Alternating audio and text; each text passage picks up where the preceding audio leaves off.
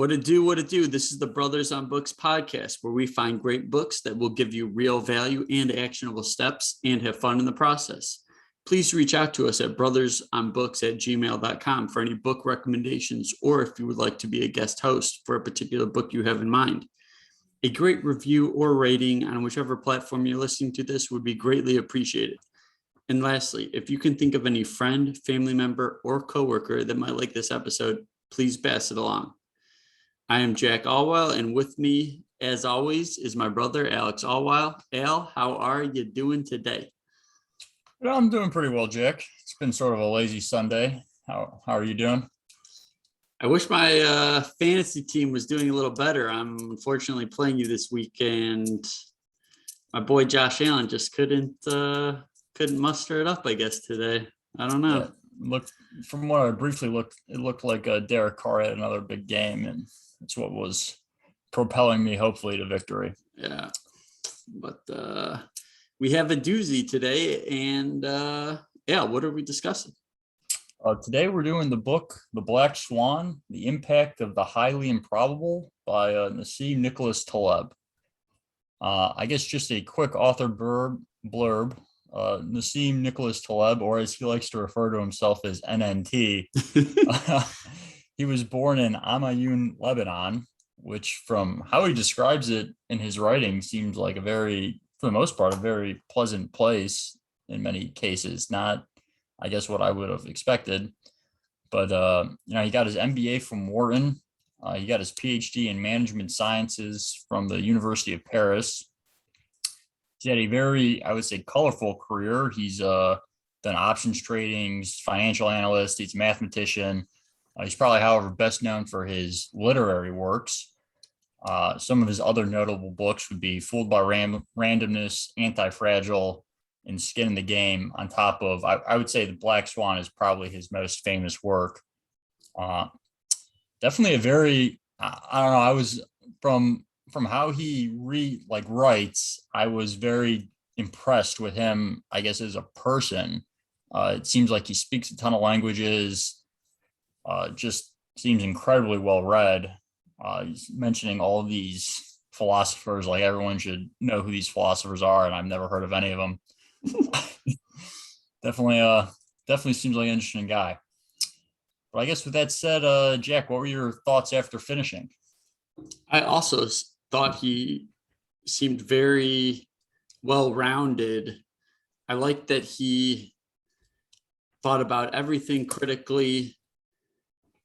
I like that he took time out of his career to just pause and read a lot. It sounded like every 3 or 4 years he would kind of just take a break and just read theory and philosophy, just try to be a well-rounded person. I kind of like that idea. And I also liked a lot of his talks on his trading days. I liked it so much, I actually bought an options book, or not, I didn't buy one, but I picked up an options book I had that I never read, and got a little excited about unusual options trading activity. So that was kind of something I didn't expect when I started reading this, and I definitely want to read more of his books. What about you? I also really enjoyed it. He definitely writes, and maybe just based on the current point I am in my life, he definitely writes with I would say, a disdain for the academic world, which I guess I sort of, and sometimes also feel. It's kind of unusual in the sense he kind of doesn't like the academics, and he doesn't like the business world. Right. It seems like he speaks poorly of everyone almost. Yeah. But but yeah, I mean, I've been, off of your recommendation, bought the same options book you were talking about. I haven't started reading it yet. But yeah, I really enjoyed the book. Definitely makes me reevaluate, I would say, how I sort of looked at the world to an extent. And I read Anti-Fragile as well, or I listened to Anti-Fragile a while ago, and I also really enjoyed that book. And actually, our last guest, Jacob von Fisker, he recommended Dynamic Hedging, which I think was his first book written, which he briefly talks about in this book, which was something else that I put on my reading list.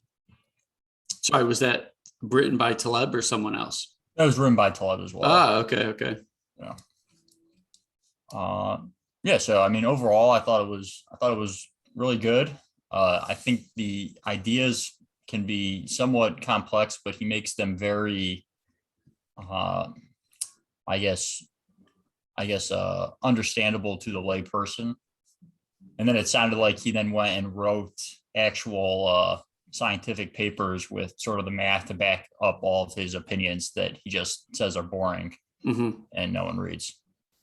Yeah, some of the stories he uses to express some of his ideas are quite funny.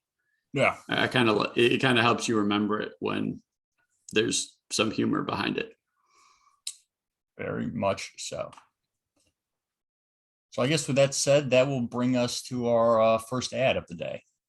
So pickleball, the greatest sport you've never heard of.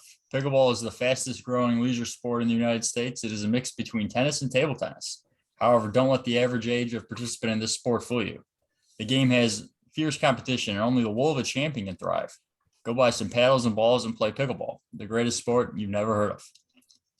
So I guess, Jack, have you been out and hitting at all lately? Have you gotten Ellen out there? We have been hitting. I don't know how competitive we've been or how serious we've been taking it, but we have been hitting, and looking forward to ramping it up soon. Okay. There you go. You gotta get, you guys could go be a married mixed team. That would probably be pretty fun. Or it could be an absolute disaster. I could see it going either way. Yeah. Sort of interesting how that happens. Because sometimes, I mean, I've known some mother-daughter and father-son combos that a lot of times can, go one of two ways. Either people love it, or I've heard some of the kids say that they end up in tears. So, okay. Yeah. So beware, listeners. Yeah. So I guess with that said, should we get into the bulk of today's episode? Yeah. Let's do it. So I guess the first bullet point that we had down here sort of to talk about was extremistan versus mediocristan. Jake, you want to sort of give a breakdown of what those are? So he kind of paints the picture of these two separate lands, or I guess communities, that behave very differently. Mediocristan is very tame and quiet. You have a lot of your 9-to-5ers, people trading hours for dollars, not very scalable in nature. And then you have, to contrast, extremistan. And extremistan is the, I guess, land that is generating these, what he is referring to as black swans. And there's a lot of like, what we can take wealth, for example, that there's a lot of wealth controlled by very few. And then there's people trying to get to that level that are kind of poor. You got, like, the starving artists, you have the authors that just keep writing, hoping to make it one day. Whereas, J.K. Rowling, you have sitting over there, who's just like engulfing tons and tons of the percentage of book sales. So I guess extremistan, the professions are more scalable in nature. I don't know if you want to add anything. Yeah, I mean, I guess the way I sort of thought about it is, in extremistan, you have almost like a winner take all type of scenario. So I think arts, really all forms of arts, and even to some extent athletics, is, I think, good examples. So he gives the example, if you took two artists or two authors, and you said that these two authors sold a million books combined last year. Like, how would you expect the book sales to be broken down? And sort of like in Mediocristan, you would expect if this category fell in Mediocristan, you would expect both answers to be roughly around 500,000. But in Extremistan, since you're going to have one author that's probably selling thousands and thousands and thousands more books than another, it would be roughly like 900,000 to 100,000. I don't remember the exact numbers he gave. Right. And sort of for Mediocristan, I sort of, the way I always sort of generalized it in my head was those were a lot of times like physical attributes. So like height, weight, age. And I think, maybe you can sort of, this will go into probably things that we talk about later, but I got the opinion that in Mediocristan, you can safely use the bell, like a bell curve to measure those attributes. Where and as he talks about in Extremistan, you can't. Like if you're using a bell curve to measure events in Extremistan, you put yourself at risk to usually negative black swan events that will cause collapse. Yeah, he kind of talked about like, if you had a bunch of people in a stadium and you measure their weight, for example, if you add your 1,001 person or first person were very, very heavy, it wouldn't really change the average very much. Whereas, right. if it was the heaviest person in the world, the average wouldn't change. Right. But like if you had 1,000 people and then you add that were pretty average and then you added Bill Gates and we're recording wealth, well, then your number just shifted like a lot. Right. The average would, right.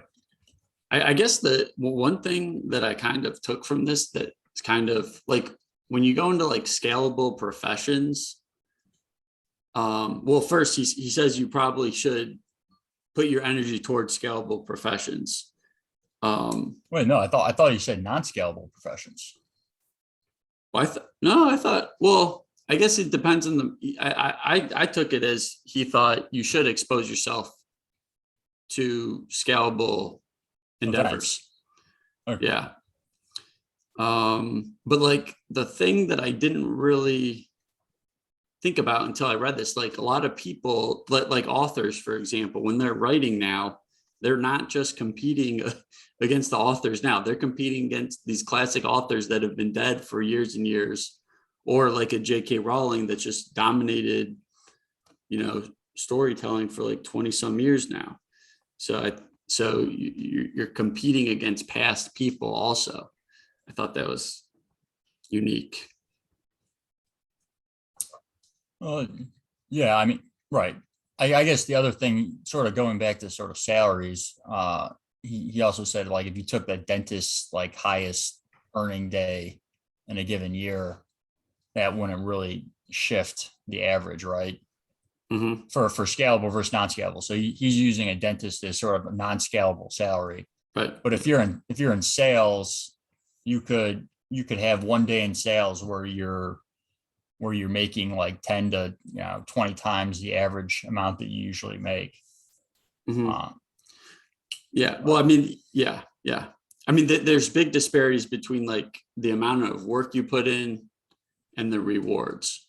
That they're not always so concretely linked, like in Mediocristan, I guess that's kind of how I thought of it.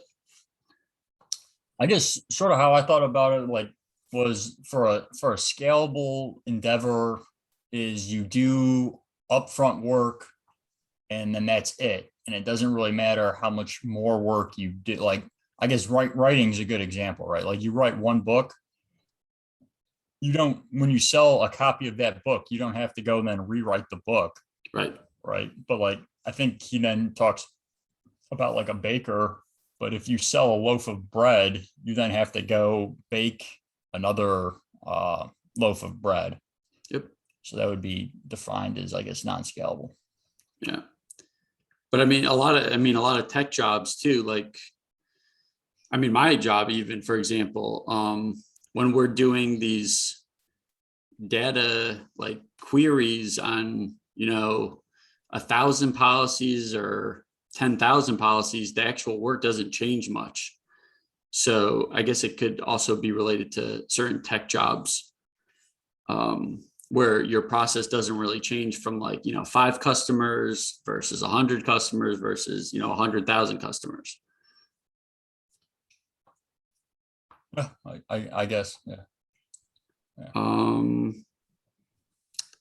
So ready to talk about the narrative fallacy? Yeah, I think that's good. So he brings up in a chapter the narrative fallacy. It's chapter 6, and he brings up the point that people associate a higher probability to a statement that gives a cause. And I thought this was pretty funny. I don't know if we want to go through like an example, or I don't know if you had any initial thoughts. Do you have an example written down? Because I do. I don't. Okay. Well, why don't you talk about the example you have? Yeah. So I'm gonna just read like 2 separate things, and we'll talk about them. Okay. So this first statement is, the husband and wife were happy. He killed his wife. So that's statement 1. Statement 2 is, the husband and wife were happy. He killed his wife for her inheritance. And the thing he was trying to say is that a lot of people would associate a higher probability to that second statement, where it expresses that the husband killed his wife for her inheritance, where in reality, if you were thinking like in terms of like Venn diagrams and stuff, the first statement is much broader. So the husband, he killed his wife is like a big circle. And then like maybe the reason for her inheritance might be a small circle within that bigger circle.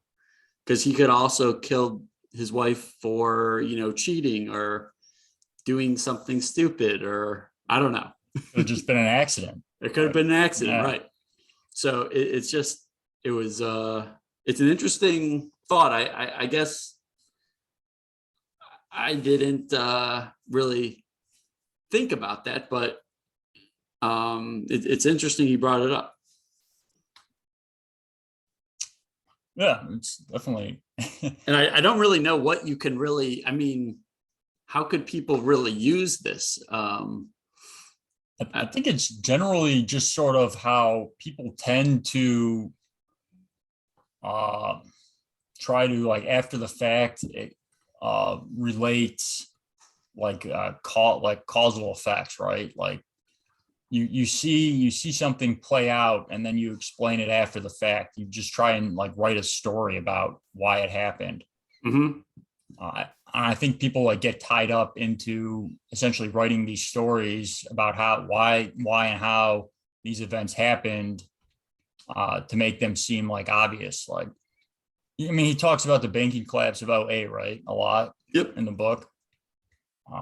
Yeah, and it's sort of like, well, after the fact, it's sort of like everyone's like saying, well, yeah, this was so obvious. Like, I'm like, obviously these people shouldn't have been doing all these things. But it's like, well, then why did they not stop it? Why were they doing what they did if it's so obvious kind of after the fact? I don't know if that makes any sense. No, I think that's right. Yeah. Like, if you just said, the banks received some bailout money versus the banks received some bailout money because of zibby, people kind of, they kind of like to associate a cause with things. And I started noticing it actually after I read this, like, and I think he brought up a lot of times when the market's up or down on any given day, like there might be a headline that says, market down because of this, or these stocks up because of Wall Street bets, or so I started noticing the headlines more, and they always try to point something for the cause of movement. Yeah, even in science, like I feel like I see this a lot when you get People are very good at looking at results from specific experiments and then explaining them after the fact, like it's very sort of mundane. But for the most part, no one can really predict these things. Mhm. Or I wouldn't say, you can't predict anything. Like you can have an idea of how something may play out, but I would say in general, people are very bad at that. But people are very good after the fact explaining what happened Mhm. based on results, which I think is sort of what he's getting into, is that people are very bad at, sort of predicting going forward, but after the fact, it's very easy to explain why or how things happened. Yeah.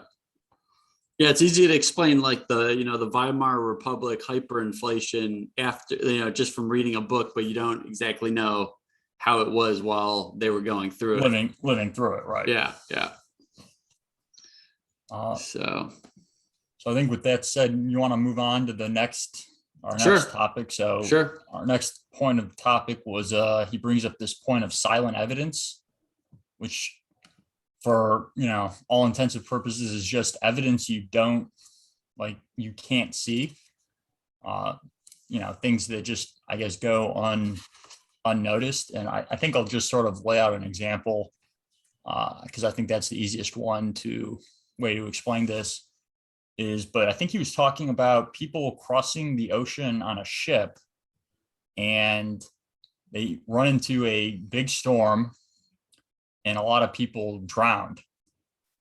And then they get to the other side and a lot of the people that get off the ship had prayed to God that they wouldn't die. So then everyone just assumes that if you pray to God, you won't die on ships. So people start praying. But the point that he brings up is that you miss all the people that prayed to God, but then got thrown off the ship and drowned. So you'll never know about them because they've in fact died. So that piece of evidence would, in some regard, sort of nullify the first, the first cause of like why they didn't, drown, right? Mhm. If your statement is like, if you pray to God, like you won't drown, but all the people that prayed to God, all the people that, the people that drowned also prayed to God, like you'll never know that they prayed to God as well. Mhm. And he sort of relates this both into, he relates it a lot into finance and how things sort of get hidden. And then to an also, I think the lesser extent, he talks a little bit about in medicine and drugs. Yeah, because he brought up I think cancer treatments and how there are probably some people that develop cancer and will either just pass away and don't know they had it, or they develop cancer and then like cure themselves, but they never make it into the statistics. Oh yeah, I don't actually remember that tidbit, but that to an extent does sort of make sense. Yeah. Or not necessarily cancer, but like any disease, right? Yeah, Like, yeah, and it could, I yeah, it guess, could be anything. I think since we're in the middle of a pandemic, COVID would be a good example. All the people that have had COVID but don't know they had COVID or had symptoms so like minor, like they're just not reported, right? Right. Yeah, Like it totally. Yeah. would your percentage statistics would, I think, are probably much higher. Like what's being reported is probably much higher than what it is in actuality. Yeah. Yeah. I think that's about all I had for that one. I don't know if I think I'm probably good on that okay. Topic as well. So the next topic we had listed was so he brings up this interesting point called the barbell strategy, and this is how I guess Taleb himself invests or recommends investing. So I don't know if I have the exact numbers, but I guess his general point is that if you're just investing in like the stock market, you are at risk, or you put yourself at exposed to essentially negative black swans when the stock market collapses.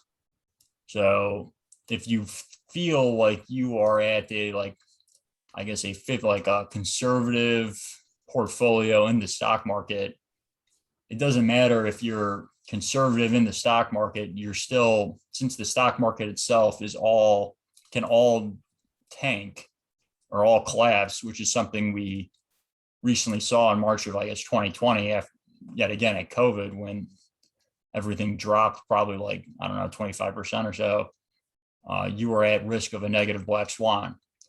So what he suggests is that you put essentially the majority of your money, I think like 80 to 90%, in the most, in the safest, I guess, investment vehicle you can think of. And he suggests government treasuries. And then the remaining of your money, you split up and you are as aggressive as possible. And you put it in the most volatile, most, aggressive investments possible. And since he was an options trader, it would appear that he did aggressive options trading. I don't know, Jack, do you want to add it? Did I explain that right? Do you want to Yeah, I think you did a good job. Yeah, it sounded like I think it was like 80 to 85% very safe, and then the rest was highly levered or very out of the money call and put options that he kind of used to hit randomly, very, very huge. Yeah, I don't know how I thought, like, maybe comparing like his method, this barbell method, with like what Dalio says, where you should have like incredibly everything should be volatile, but just uncorrelated. So I still don't know how I fully feel, but I think, I mean, Taleb obviously has a good track record, it seems. But I mean, he makes the one, I thought, like, hilarious statement in the book when he was debating someone, when he's talking about this, he's debating some I think economics professor or something, and a guy made some statement about like how dumb this was. And he just sort of, in the book, he just writes, I just chuckled to myself because I made like 100 times this guy's like annual salary last year doing this. I would say, so the first time, I thought this was one of my main, honestly, this sort of philosophy was one of my main takeaways from this book. The first time I read this, I sort of thought, maybe this was silly, but I sort of thought of going into mainly gold and silver as my very safe conservative means, at least from a long-term perspective. And then just just leveraging up a bunch of different houses from my aggressive standpoint. But now I was sort of thinking, especially after talking with Chris, I was thinking maybe for the conservative standpoint, it should be in whole life. I don't know. I guess sort of what were your thoughts on, I guess, that? Yeah. I think, yeah. So you're referencing Chris Noggle, who we had a couple episodes ago, who basically uses these whole life policies as his bank accounts. And, it's your cash, you're putting it in, but it's growing at a steady, locked in 4%. Yeah. With the 2% dividend or whatever. Yeah. The mutual company agrees to pay. And I think I like it even more because I've been having trouble refinancing my house a little bit. And I think it would be nice to have access to cash. And I kind of considered my house somewhat safe. And I thought I'd be able to access the cash a little easier than I have been. So from that standpoint, I think I'm leaning towards dumping more into the whole life and kind of using that as my safe asset down the road. Yeah, I mean, the houses aren't really like, I sort of had the same problem. I mean, if you have to pay like $4,000 or $5,000 to get money as equity out of your house, it's not really, not only is it a hassle because I hate dealing with the banks. I'm assuming you do as well, because they're just annoying. But it costs a lot to get access to that money. Yeah.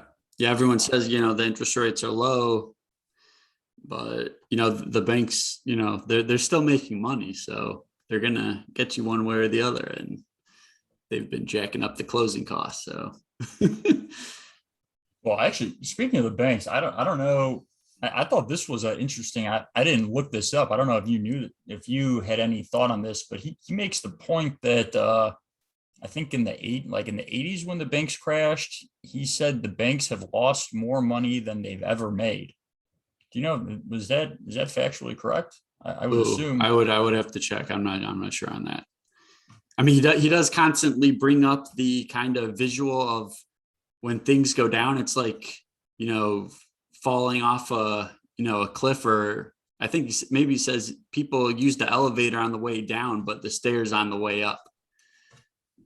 Well, So he sort of, I mean, he sort of makes the point that, and I think this is like a good analogy, because I feel like in the past I've sort of looked at things in the same way, but people risk dollars to make pennies when like with how they invest.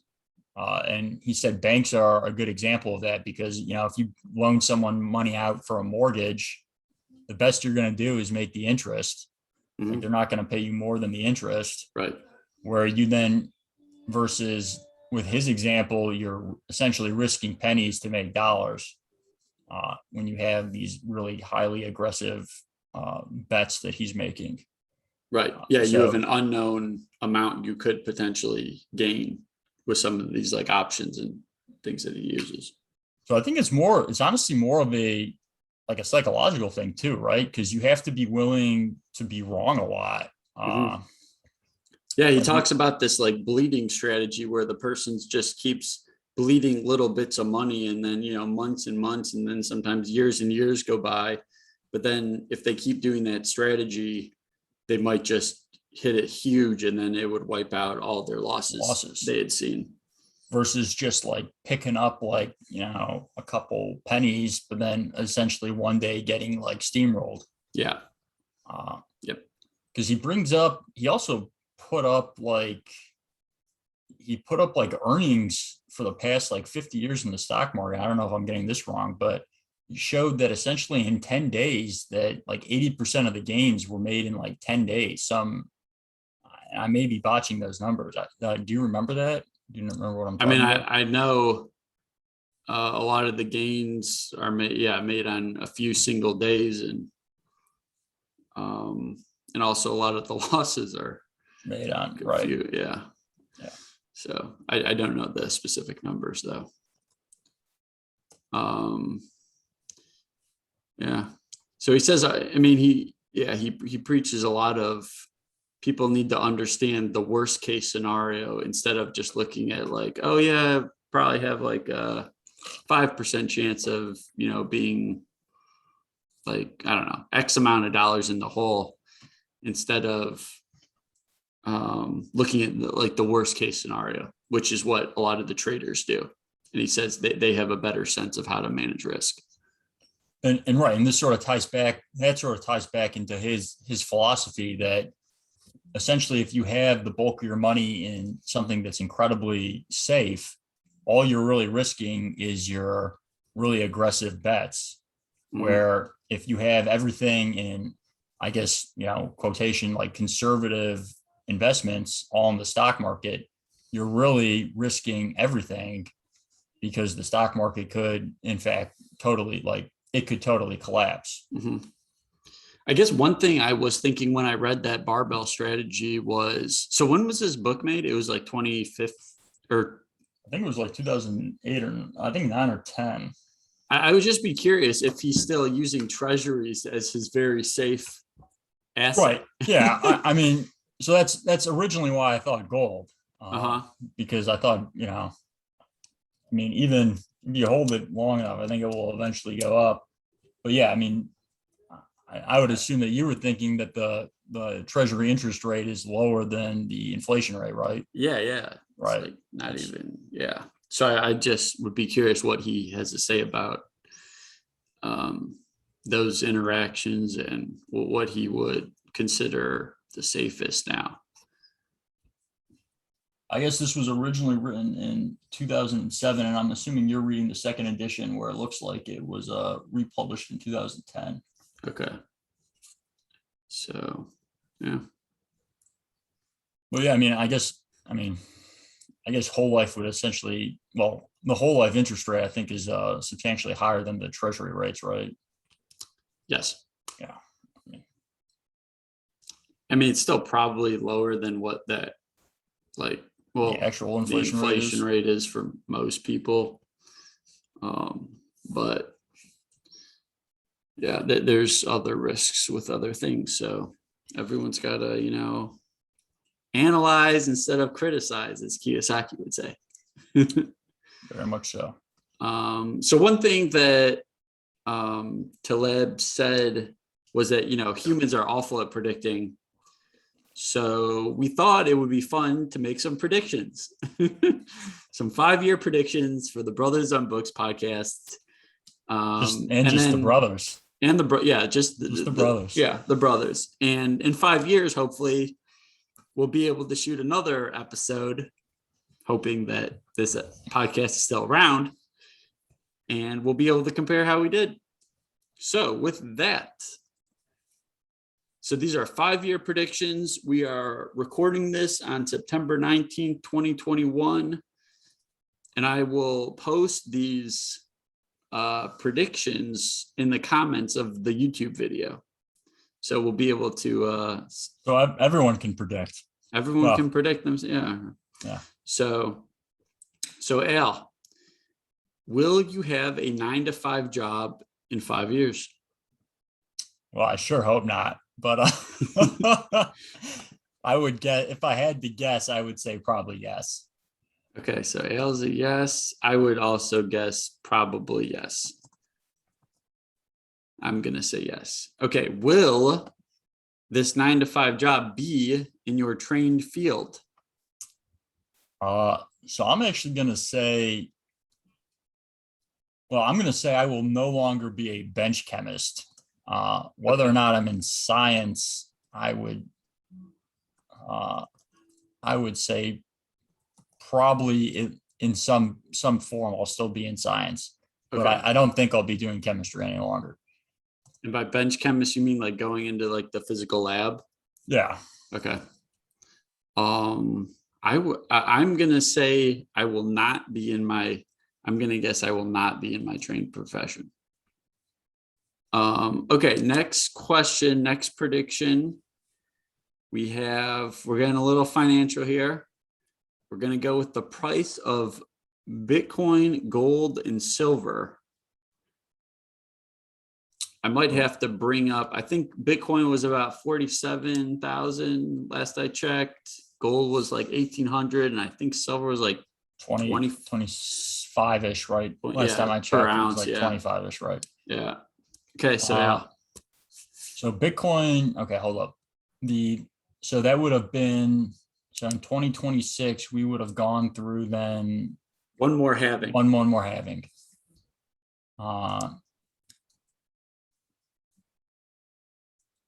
Okay. So our recent high was 60. I'm going to say 250. 250,000? Yeah. Okay. What about gold? Gold, I'm going to say 5,000 per ounce. Okay. And silver, I'm going to say 100. And to be honest, I think I'm just sort of making these numbers up, but they felt good. Okay. Yeah. I mean, I kind of looked at Plan B's stock to flow model a little bit that we talked about briefly with Nick Bhatia on the episode, Layered Money. So I did look at that a little bit, and I'm basing most of my prediction off of that. So I am going to go out on a limb here and say 850,000. Okay. I like that number. For gold, I'm going to say 6,000. And for silver, I'm going to say 150. Okay. I like that. Well, where'd you come up with that? I'm pulling it out. I have no idea. Yeah, I have no idea. I mean, I like silver though. Of the three, I own the most silver. It just seems like, the government's been printing a lot of money. They'll right. probably go up. Plus we destroy, and silver is industrial. So people like the supply of silver is constantly going down. Yeah. Oh, Okay. So this it is next what it is. question, we're getting a little more qualitative. But and more oddball. Will Europe have more or less countries in it? In I mean, 5 years? can it stay the same? It stay It the can. same? Yeah, it can stay the same. Option? I mean, how would it have less countries? I guess You could have countries merge, be absorbed. I don't really see that happening, but Okay. I mean, yet again, I'm going to say stay the same. Okay. I don't think I could really predict this. I'm going to say Europe will have more countries. Okay, so yeah. let's just leave it at that. Okay, this question kind of painful to ask, but will this podcast still be around? And will it be profitable? I think it will still be around.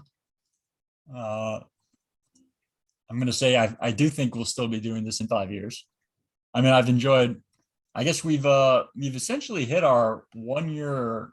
We didn't really make a big deal out of it, but we did hit our 1 year when we decided we've hit 1 year since we decided to start doing this. Really? That's pretty cool. I didn't even. I think we decided. Well, I don't remember exactly when we recorded our first episode, but we decided to start doing this. I think when you were here, or when I was in Charlotte, or you were here in Nashville last summer in August. So, right? Yeah, I mean, I think we were kind of just getting started a little cabin fever from COVID, right? And we were kind of looking for other things to do.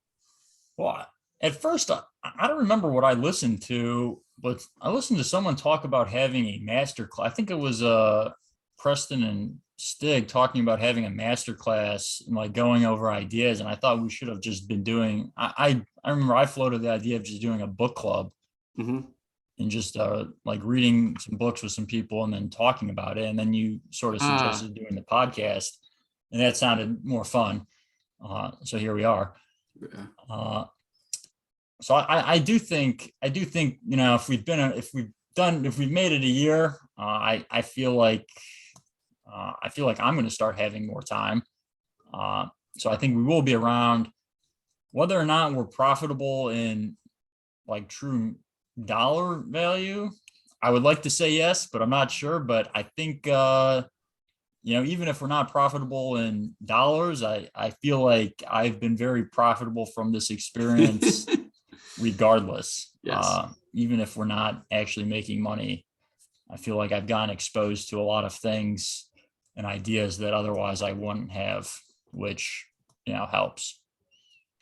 I would echo those sentiments. I will say we will be around, and since actually our expenses aren't really that high. Yeah. So I'm going to say we will be profitable. Okay. Okay. These ones are a little more, there's a lot of options here. Okay. So where will you be living?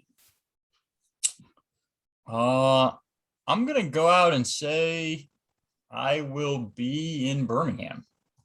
Okay, and Birmingham, Alabama. For our listeners that don't know, I am actually defending my dissertation on Tuesday. I've accepted a job in Birmingham, Alabama, so I will be moving there in a month and a half, or really a month now. Wow. So I will be leaving the great city of Nashville for warmer weather. There you go. And Al, will you have kids, and will you be married? Well, yeah, well, both those questions. So I'll be 35 at that point. I would like to say yes to both. Okay. But you never know. Okay. We'll see. Jack, maybe you should probably don't answer the last part of that one. Yeah, probably not good karma either way. Yeah. But in terms of living, I could see me living in a couple different spots, especially if this whole remote work thing goes through. who knows? I might be there in Alabama with you, but I'm gonna say I'll most likely be in Charlotte, North Carolina, where I am right now.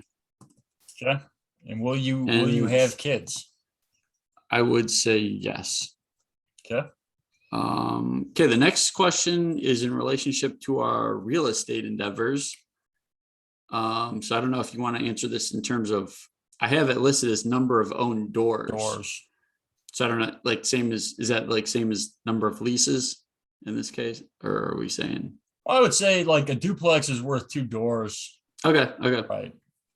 Like, so, I mean, it isn't quite like, it could technically not be the same as leases, but I would say just actual doors Okay. So for number of owned doors, And you have two, well, you have I have three right now? three. Three. I have 3. I would say, I think I am going to, in 5 years, I think I'm going to get up to 40. And I think in many regards, it's good just to be optimistic, because you tend to, maybe I'm being too not optimistic. I actually think you could go higher. Yeah. I mean, I think I could go higher. Maybe I should go 400. I don't know. Yeah. 10 exit. Grant Cardone. Okay.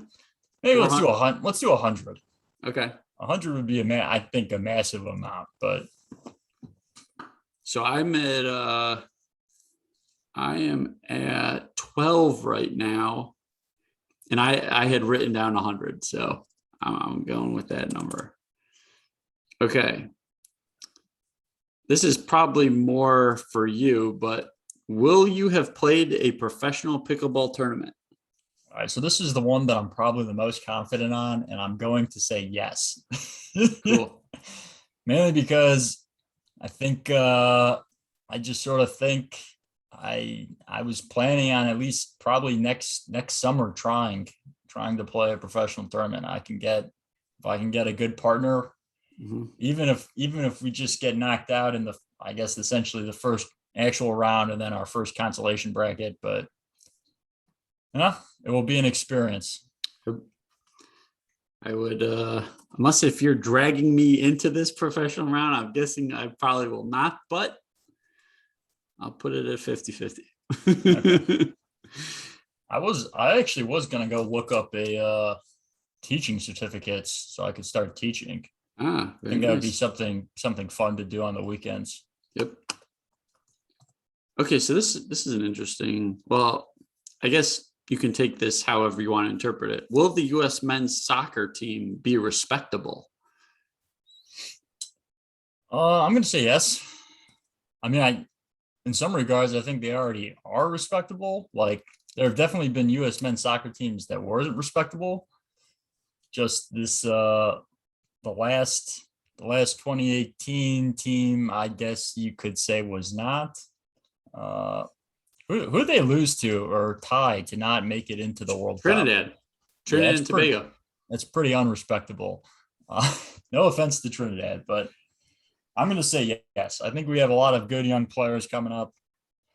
Yeah. Plus, in 5 years, it's the joint host tournament between U.S., Mexico, and Canada. So right. We will actually be able to host that one. I will say yes. The U.S. team will be respectable, and I will say at least quarterfinals of that 2026 tournament. Okay, I guess probably the more now exciting question is, will we go to any of those games in 2026? Absolutely. Yeah, I think I would say yes too. I guess we should put for this next one, who will win the 2026 World Cup? We should probably include the 2022 World Cup as well. That's true. Yeah. Well, okay. Who will? So we'll go 2022 and 2026. So who's winning 2022 and then 2026? Okay, so 2022. This is going to be sort of a boring pick, but I'm going with the European champions, Italy. Okay. And then for 2026, I'm also going to be boring again, and I'm going to say Brazil. Okay. Really went out on a limb on those two. Mm-hmm. 2022, I'm going to go. Man, I didn't really think about this prior to this. You know what? I'm gonna go with England. Yeah. They had a good showing. They were close. Yeah. And then 2026. I mean, Brazil's that far out. I kind of like that one. But you know what? I think I'm gonna go and say the Netherlands will finally get their first World Cup. Okay. Now here, Jack, here's probably one just for you is when will the second edition of Make Better Bets come out? And Oh gosh. Oh gosh. What's our projected income stream on that model? Well, you know, the thing that goes a little bit against Taleb in this respect is that we are kind of capped at what we could potentially make. So it's kind of like call spreads, not just call options, where we're capping the most we can make. But I would say I'll do a lot of work for this next World Cup, and hopefully after Qatar, there will be another Make Better Bets. Yeah. Or maybe I can title it, "This is how we actually made good bets." Or we finally made good bets. Hopefully. Yeah. So okay, that's all we had for the predictions segment. I don't know. That was fun, actually. Yeah, that was enjoyable. So go ahead. I was just gonna say our next point of topic was this coin example he gives. So I guess let me just ask you this thought question. So if I were to tell you I was flipping a fair coin and I was going to flip it one time, what would be the probability that it's going to land on a heads? 50. 50. Okay. Yep. What happens if I told you I flipped that coin 10 times and each time it landed on heads? So on the 11th flip, I tell you it's a fair coin. What would you say the probability that it lands on heads is? Well, I have the experience of reading this book. So I guess if I was taking a math test, I would still say it's 50-50, but if I was out in the real world and my life depended on it, I would probably want to check the coin. Okay. What happens if I flipped it then 100 times and it always landed on heads? Yeah, then right. I'm really yelling at the person. Right. So I guess the point of this example was he had these two guys and he says, he's flipping a fair coin and he's flipped it 99 times and 99 times it comes up heads. And he asked this one analytical scientist, what's the probability that on the next flip it will be a tails? And the guy without hesitation says it's 50% because it's a fair coin and you have two options. He then asked this street smart guy the same question, and I think he says it's less than 1%. It's coming up on tails. And the guy's like, well, it's a fair coin. There are only two options. And the street smart guy essentially responds with, the coins, you're obviously lying to me because it's almost statistically impossible for that coin to be fair. I don't know. Would you say that's right? Yeah. I think it's Fat Tony, right? Is the character name? Fat Tony and something. I think something John. Fat Tony wasn't letting anyone pull the sheets over his eyes, and he was thinking someone was trying to get the best of him. That was kind of the idea of this. So we already discussed the narrative fallacy, and this was a part in the book where he talked about the ludic fallacy. And it's just basically that the attributes of uncertainty have little connection to a lot of the things we learn in sterilized exams and classes. So that was kind of the background for that. I think it's just also a good point to sort of like get outside of yourself and really examine what's going on. Like, because I feel like people get so, and he makes this big point of like what I guess anti-knowledge is, right? Like knowledge, because the most important knowledge is the knowledge you don't know. Mhm. Uh, and he makes this point that people are so focused on what they do know, but you can't possibly know what you don't know. And Mhm. it's really what you don't know is what ends up hurting you. Yeah, and he talks about how as experts become more and more specialized, they often become more and more confident, and that is dangerous because yeah, it's not what you know, it's what you don't know. The unknown unknowns. And he also, I think we actually talked about this in a previous episode. He talks about something called the expert problem, and he gives these categories where there isn't really like a true, I guess, where experts aren't really better than just the layperson. And I guess sort of what I mean by that is like if you have a car problem, you go to a mechanic, right? Mhm. And like the mechanic can fix your car much better than you, right? Mhm. Just like if you had a health problem, you go to a doctor, and for the most part, if the doctor's performing a surgery, the doctor's probably more qualified to do that surgery than you, right? Yep. So, so those would be examples of fields that have useful experts where they have like a know, I guess, what he calls I think a know how, where they know Mhm. how to do some type of procedure or technical skill. But so sort of the fields that he bashes on would be, I guess, in many regards, social scientists, like psychologists, economists, like risk experts, financial analysts, people that all their essentially they make all these predictions and they use all these models and they do all this stuff, but for the most part, their predictions aren't really ever right. And it just seems from his standpoint, he's sort of saying it seems like it's kind of just up to chance whether or not what they say actually works or not, where there isn't really an expert advantage. I don't know. Do you want to have anything you want to elaborate on that? Um,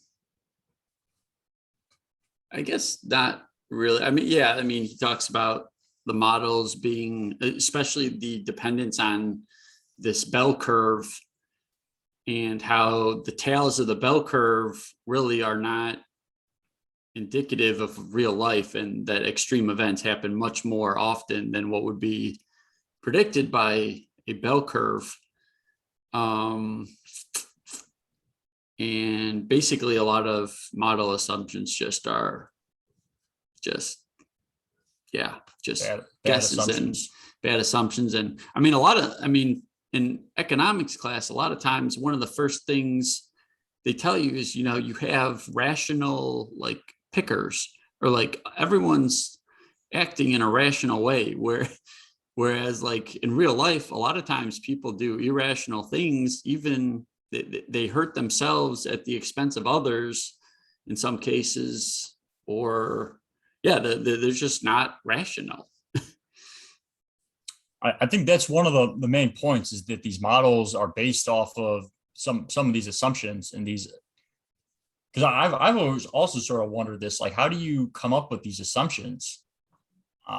Like you just assume like you assume these things and then you build these models off of it, and then these models tell you like essentially what to do.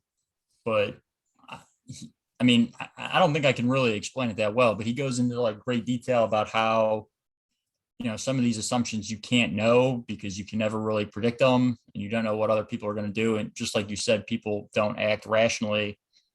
um, Yeah, there's just so many variables. The world is so complicated. There's so many interdependencies, and um, everyone wants to be able to pick to like one variable and say, yeah, this is causing this event or this is causing this outcome, but it's rarely that simple. right. And then he also sort of sorry, I just had like a brain slip there. uh, I I, guess I don't one thing that I thought when he's going over how bad we are at predicting and using things, I kind of thought, well, I mean, first of all, a lot of I mean, he's kind of saying that it's like unethical to have a job where you're forecasting things. And I mean, that's kind of what actuaries do to some extent. And I was also thinking, well, should we just not have any forecast? Is it not helpful at all? But I kind of think it is helpful a lot of times, especially over short periods to make some predictions. He wasn't saying, he actually ended up saying that people should still make predictions because it's kind of fun and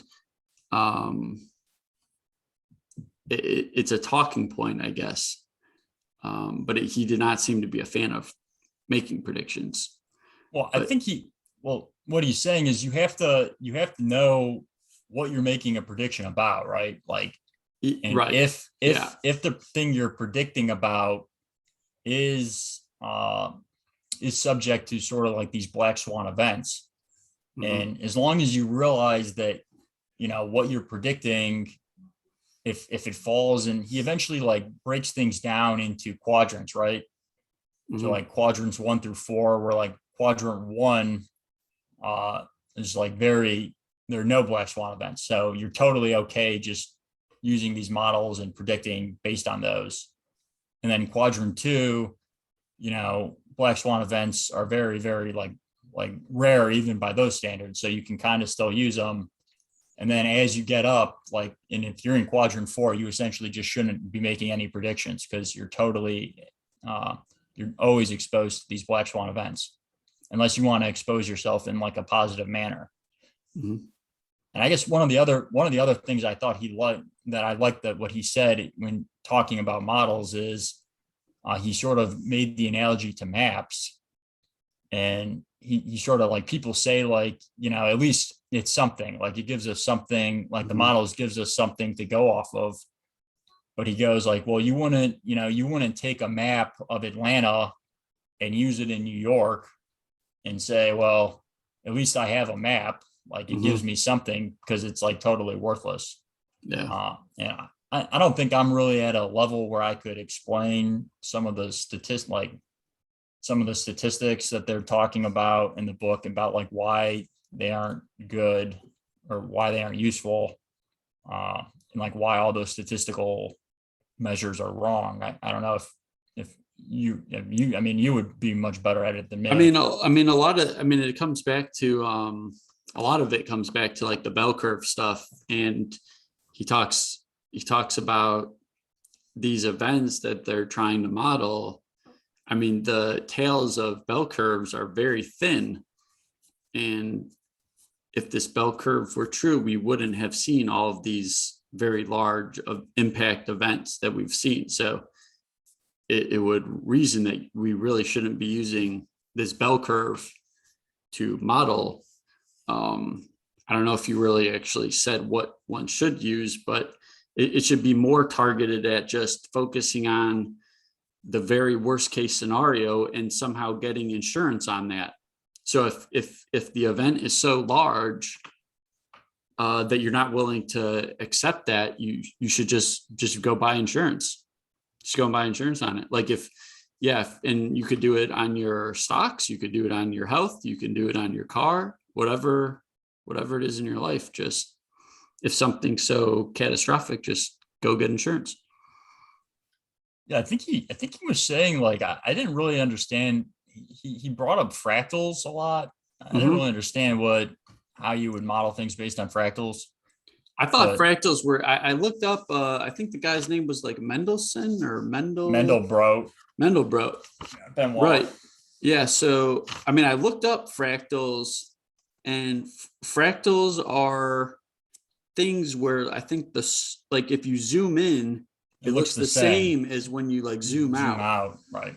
And I kind of saw this as more just like visually. If you go look up Mandelbrot fractals, you'll see these images that are kind of unique.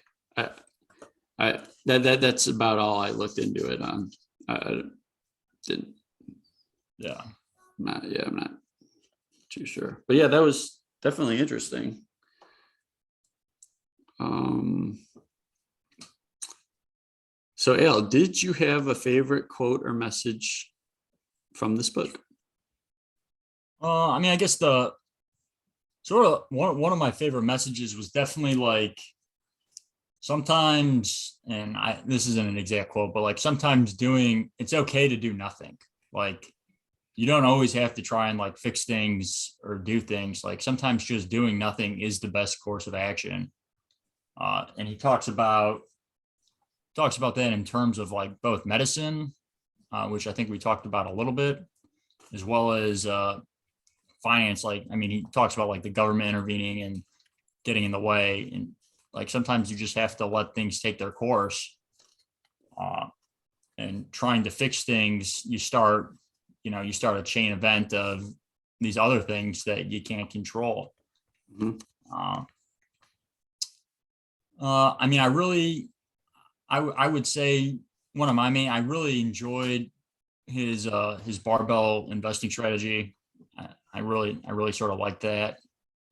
I think it would more so, I would say, kind of fit my own personality. But yeah, I would say that was probably, it's okay to do nothing. I think that was, and being robust, being in, like, I guess as he says, being indestructible. Mhm. Where yeah. Yeah. What about yourself? Yeah, I think along those lines, I mean, in Jacob Lung Fisker and Early Retirement Extreme talked about, being robust, being, yourself like a complex system that can't be destroyed just by like, losing a 9-to-5 job. But I liked how, I mean, to your point, how it's like okay to do nothing. It's also okay to do nothing like in your own life a little bit. And he brought up, well, he did say that he took breaks every like 3 to 4 years from normal work to just pause and read and write. And he also brought up this story, and I have it. It's about, he got some advice that this person said, I don't run for trains. And here, I'll read this. So, snub your destiny. I have taught myself to resist running to keep on schedule. This may seem a very small piece of advice, but it registered.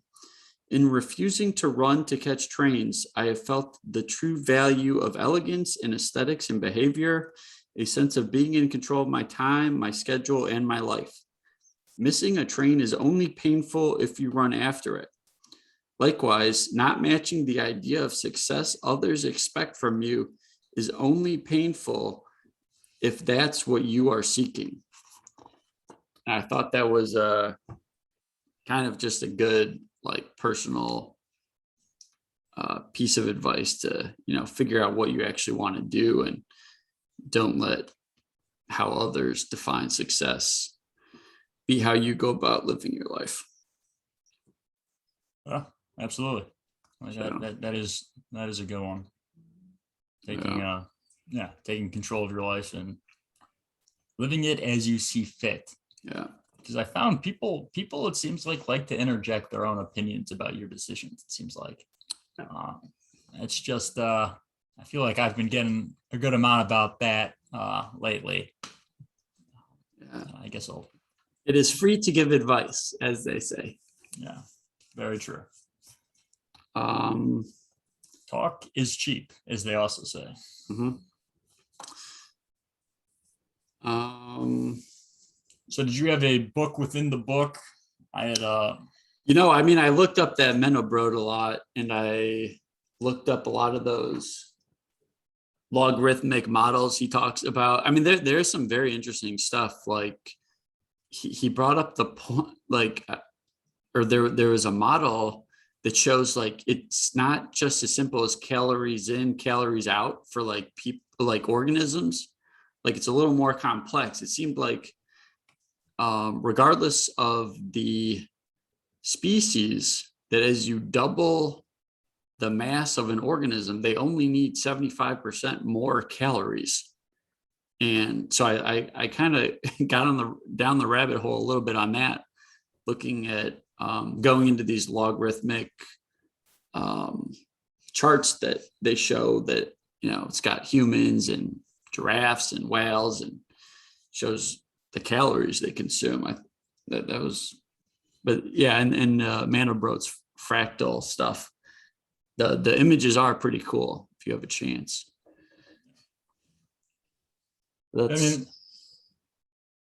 Sorry, the ones I was interested in is this other book, Dynamic Hedging, that he wrote, that Jacob suggested.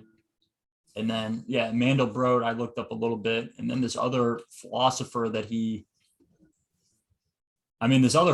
he seemed to be the only philosopher that he spoke highly of, this Karl Popper, who I had never heard of. Yeah, I never either. Right. And I think he speaks and quotes a lot. And at one point he actually went out of his way to say, like, this is a quote I'm not saying in like sarcasm or to point fun at. And it was a quote from Karl Popper. So I'd be interested to read some of his works as well. So I guess probably some of the main takeaways would probably be a little more applicable to you. But did you have any from this book, Jack?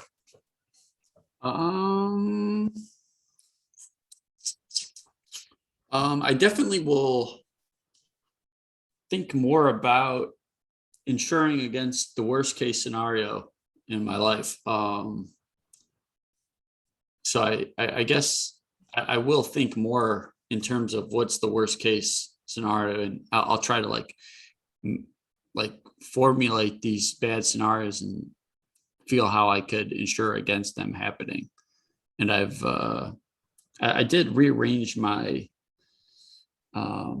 trading account a little bit to get a little more exposure to options and also buy some puts for insurance for just certain market movements.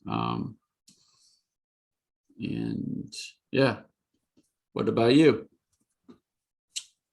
Yeah, I would say the main takeaway was, just the barbell strategy, I would say, for me, and maybe how I should. I don't really have a lot of. I would like to. I bought that options trading book. I don't have a lot of experience trading options, so I would sort of like to start implementing some of those. Sort of like what Chris suggested, transfer most of my money more into some of these whole life policies. Mm-hmm. Yep. Go. Sorry. Yeah. Just to make sure it's safer. One of the cool things about the options stuff is, and it kind of goes back to like Fat Tony. I thought this options book that I was going to be reading, and this is a book by one of the Nigerian brothers. It's called Follow the Smart Money. So I've read a lot of not a lot, but I've been exposed to a lot of the pricing models for options. Like Black Scholes model is on the actuarial exams. So I had like a background on the math behind some of those models, but this book is kind of more like Fat Tony, where they're talking about insider trading and spotting more and what does insider trading actually mean and how hard it is to convict someone of it and how you would identify where there's unusual options activity. So this is like not something like from a math book. This is more just being able to point or pick out when something unusual comes about. And I thought that was kind of a good way, or it got me out of like the math stuff. It got me out of just thinking about like, oh, this looks on paper, cheap or expensive, and thinking more about like the story. Like there's complicated characters at play, and the world is very complex with a lot of people with different incentives and different knowledge. That is very true. So, I think with that said, Jack, do you have anything else or? Nah. All right. I'm good. I think with that said, please reach out to us at brothersonbooks@gmail.com for any book recommendations, or if you would like to be a guest host for a particular book you have in mind. A great review or rating on whichever platform you're listening to would be greatly appreciated. And lastly, if you can think of any friend, family member, or coworker that might like this episode, please pass it along. And Jack, what's our teaser guest? What's our next episode? So the next episode, we will have Dr. John Jaquishan to discuss his book called Weightlifting is a Waste of Time. And this will continue our search for random topics to discuss. Yeah, this one, I don't know, maybe after I saw the cover of that book, maybe after this next episode, we'll both get shredded and jacked. Yeah. And talk to the doctor about it. Okay. Yeah. Well, this has been a good episode. This was a lot of fun. I'll be interested, to check back in 5 years to check how we did. Yep. Absolutely. Yeah. All right. Okay. I'm signing off. Adios.